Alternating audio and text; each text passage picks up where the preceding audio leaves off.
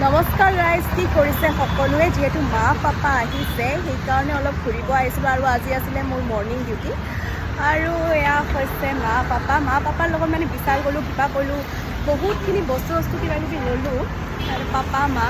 কিন্তু এটা কথা যে চাহৰ জুতিটো অকল নিজৰ ঠাইতে পোৱা যায়, সেইকাৰণে ঘূৰি পকি আহিলোঁ মই গোপাল দাৰ দোকানত চাহ খাবলৈ।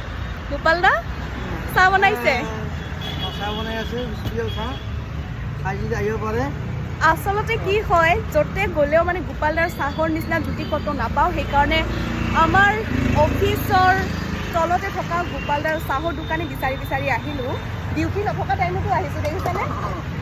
আৰু আপোনালোকেও আহি চাব দেই, আৰু চাব মানে খাব আহি, বহুত টেষ্টি হয় চাহটো আৰু ক'তো মানে এনেকুৱা জুতি নাপাওঁ, সেইকাৰণে আহিছোঁ। গোপালদা আপুনিও মাতি দিয়ক আহিব বুলি।